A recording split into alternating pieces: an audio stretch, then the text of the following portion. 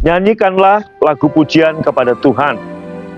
Sebab itu janganlah kamu bodoh, tapi usahakanlah supaya kamu mengerti kehendak Bapa. Bapa ingin kita hidup sebagai orang yang bijaksana, bukan sebagai orang-orang bodoh. Bapa tidak akan memberitahukan kita untuk hidup dalam hikmat, dalam kebijaksanaan, tanpa ngasih tahu caranya.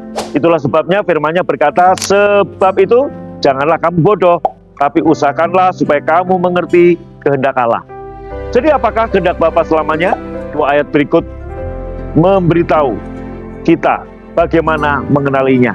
Dan janganlah kamu mabuk oleh anggur, karena anggur menimbulkan hawa nafsu.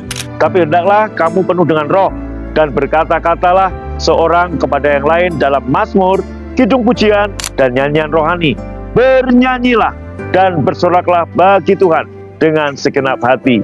Jika Anda mengizinkan diri Anda dipenuhi Roh Kudus dengan menaikkan lagu-lagu pujian kepada Bapa, menyanyikan atau mengucapkan mazmur, puji-pujian dan lagu-lagu rohani, serta menyanyi dalam hati kepada Tuhan, Tuhan berjanji bahwa Anda akan mengetahui kehendak-Nya atas situasi Anda.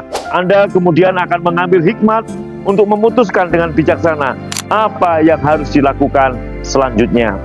Saya telah menemukan ini sebagai kebenaran dalam kehidupan saya sendiri. Setiap kali saya menghadapi keadaan yang sulit, keadaan yang menekan, keadaan yang menggelisahkan, semakin saya mikirin, semakin bingung saya. Semakin saya berusaha sekuat tenaga untuk memperoleh jalan keluar yang terbaik, semakin jauh jawaban itu tampaknya dari saya. Tapi saat saya berpaling dari masalah saya dan mengalihkan pandangan saya kepada Yesus, saya mulai bernyanyi dalam roh dan memuji Tuhan. Saya mendapatkan perspektif, pandangan yang lebih jelas atas masalah yang saya hadapi. Kemudian saya merenungkannya kembali. Akhirnya saya menemukan jalan keluar.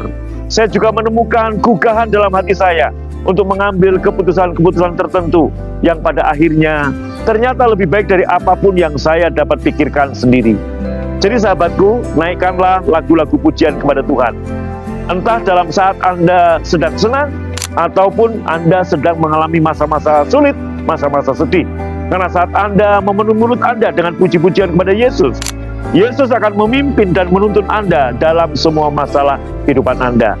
Bahkan jika Anda terjebak dalam suatu masalah, Ia akan memperlihatkan kepada Anda jalan yang harus Anda tempuh dan memberikan jalan keluar untuk Anda.